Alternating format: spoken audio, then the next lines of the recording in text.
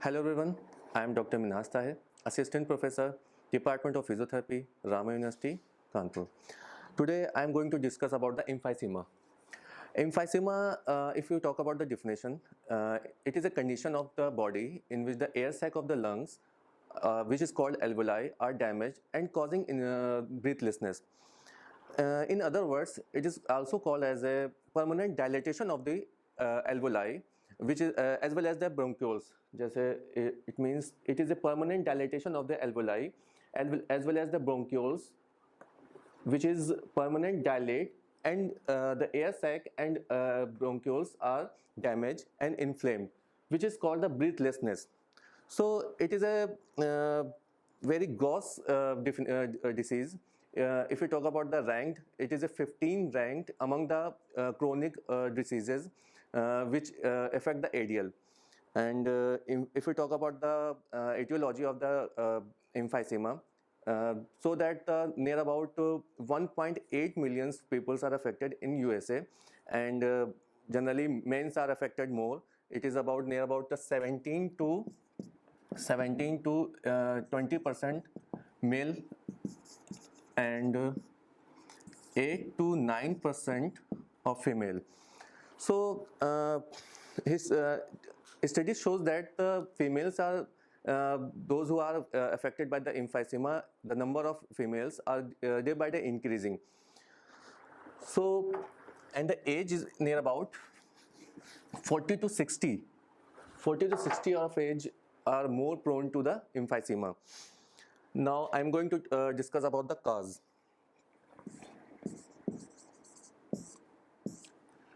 It is two types. First is congenital.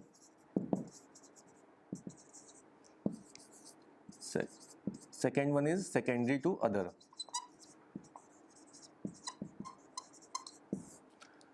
If we talk about the congenital, it is generally depend upon the antitrypsin protein.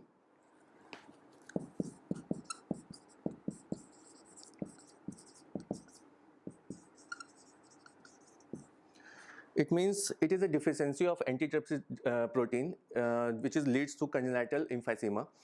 Antitrypsin trypsin protein, it is secreted by the liver, and its work is to protect the liver and as well as the lungs.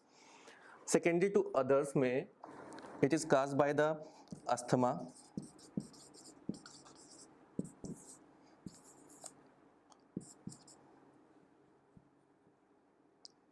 and next one is cystic fibrosis, and third one is bronchitis. If person have this types of disease and it is not treated, then it is converted into the emphysema. And if we talk about the risk factor,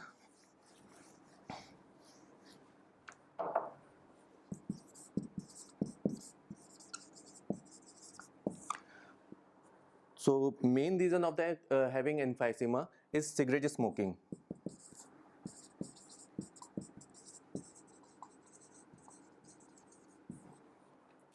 So that these are the causes of emphysema. Now I am going to discuss about the pathophysiology. Pathophysiology, it means if we talk about the continuous exposure of the noxious substance like cigarette smoking and other substance, and those who are working as a nearby the railway track. So these types of substance destroy the wall of the sac of the alveoli. So just because of this, alveoli are damaged, and as well as capillaries, pulmonary capillaries are damaged. So the area where is the in which the area it decrease for the gases exchange. So after that, the alveoli, these alveoli have damage, and the area will be decreased for the gases exchange, CO2 and O2. So in this condition, air trap into the lungs, and the person who has a emphysema feeling the shortness of breath, which is called the hyperinflation.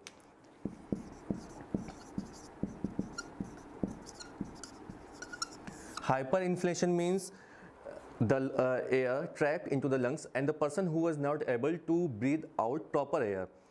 It is called hyperinflation. And the alveoli segment and the tissues are damaged. It is called bleps. There is a number of bleps is present in the lungs causing the emphysema. So after that, now I am going to discuss about the types. These are two types.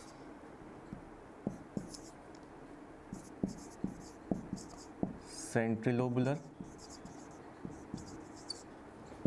Second one is panlobular. Both are very dangerous types of emphysema, but if we talk about the centrilobular, it is affected the upper part of the lungs, and if we talk about the panlobular emphysema, it is affect the lower part of the lungs. But if we panlobular emphysema affect the more and more tissues of the lungs, and the centrilobular emphysema, it is very less amount of tissues are damaged in centrilobular emphysema, but it is very lethal condition. Because if we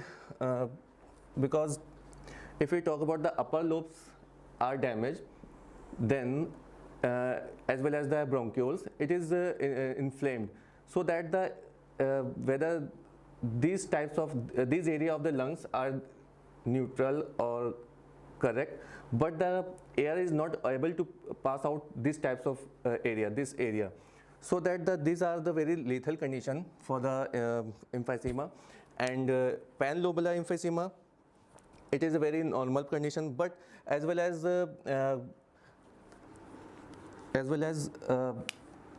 pulmonary bronchioles are preserved in this condition.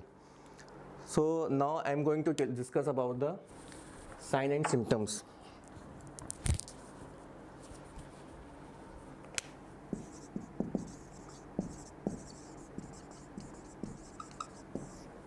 First is shortness of breath.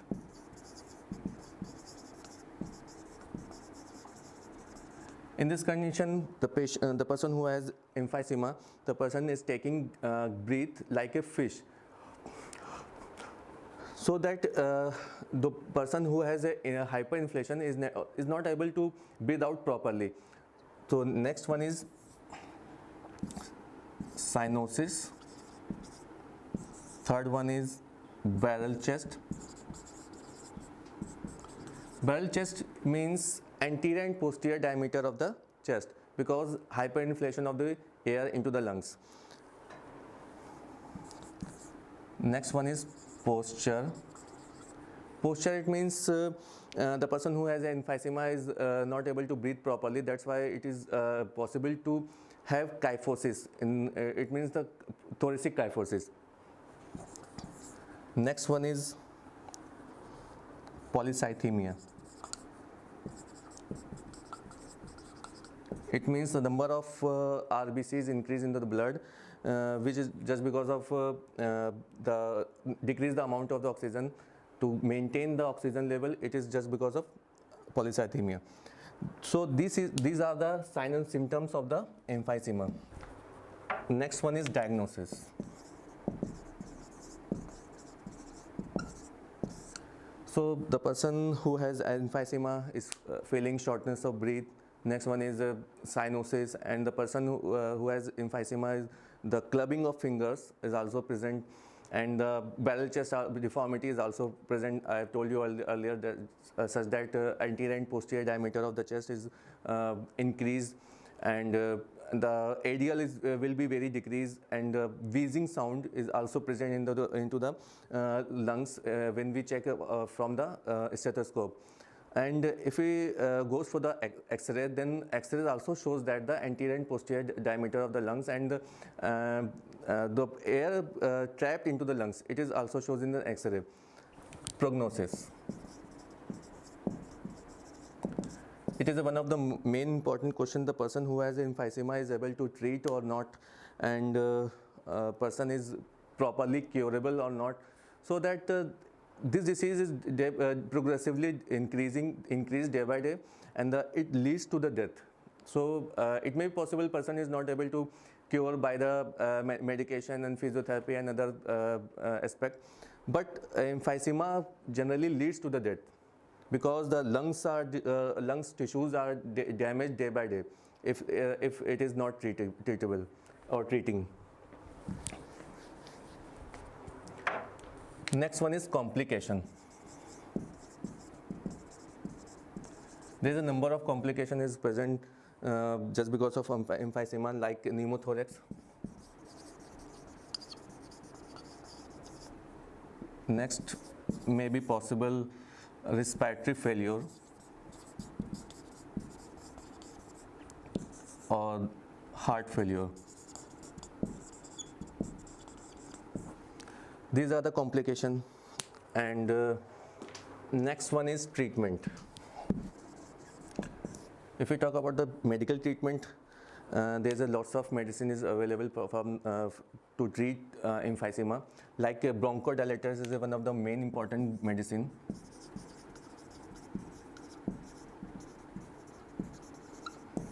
If the person who has a shortness of breath, it is very important medicine, and the bronchioles who has very narrow lumen, it open and it decrease the shortness of breath. Next one is it may be possible to antibiotic. It must be start from the day one if the person is diagnosed from the emphysema. And third one is it may be possible steroid is also helpful. Steroid, because some medicine is not working in this type of condition, so steroid may be given for the patient near about 1 or 2 weeks. Next one is counseling for the patient, and patient to taught how to take breath and how to avoid such type of condition like cyanosis and shortness of breath. So there's many types of condition and many types of situation. It is very helpful for the patient who has a shortness of breath and having cyanosis. So these are very helpful condition and treatment for the patient who has emphysema. Now I am going to tell you about the physiotherapy, which is a very important part of the segment. First of all, the goals of the physiotherapy is that to remove the secretion. If there is a secretion, it must be removed from the lungs. Next one is the shortness of breath. It must be clear about the patient, because abnormal breathing pattern is also available for the patient. So it should be correct by the physiotherapist. Next one is breathing exercise must be taught to the patient, because most of the patients tell that diaphragmatic breathing is very essential and very helpful for the patient, because if we are going to give diaphragmatic breathing so that the more and more air goes into the lungs, which is very harmful for the patient. So that I'm going to advise pursed lip breathing, which is very beneficial for the patient. So these are the goals. So first of all, first goal is clear the secretion.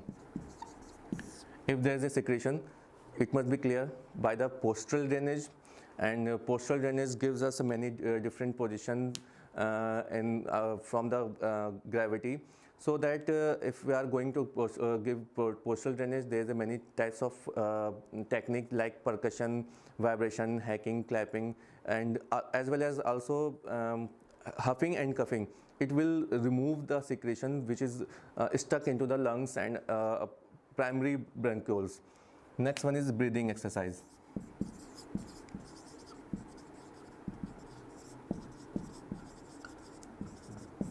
Breathing exercise, there is a number of breathing exercises, but which are suitable for this condition, like diaphragmatic breathing, pursed lip breathing, stack breathing, hold breathing, and glossopharyngeal breathing. So these are the many different types of breathing exercises, but I'm going to tell you about the pursed lip breathing. It is very essential and very beneficial for this condition. Like I'm going to tell you about how to perform pursed lip breathing. If firstly, we should inhale properly and purse the lip and exhale proper air which is struck into the lungs, and it may be called as a hyperinflation and it will remove all the air which is stuck in the lungs. So pursed lip breathing is very beneficial for this condition.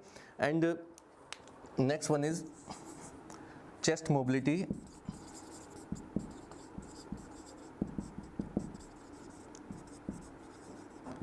Chest mobility exercise. The person who has having emphysema, so that the chest mobility exercises are very beneficial. And next one is limb physiotherapy. So that limb physiotherapy is also improve the patient ADL. The person who has emphysema is not able to take one step in a later stage. So it will improve the patient ability to move anywhere and perform ADL. It will leads to and improve the patient ADL. So limb physiotherapy is very important physiotherapy. And increase the exercise tolerance.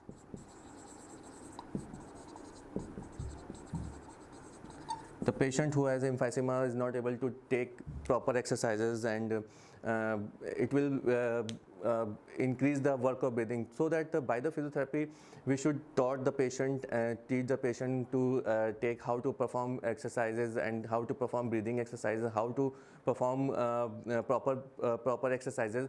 So these types of exercises will help to the patient and give to the patient a very beneficial things. So these are the physiotherapy. So it may be possible that some patients are also available for them into the ICU, and who has not able to breathe it, and also present in ventilator, and may be possible patient having intubation or extubation is may be possible to oxygen therapy. So that the in this condition also very beneficial the person who has taking physiotherapy. So that's it for it. Thank you so much.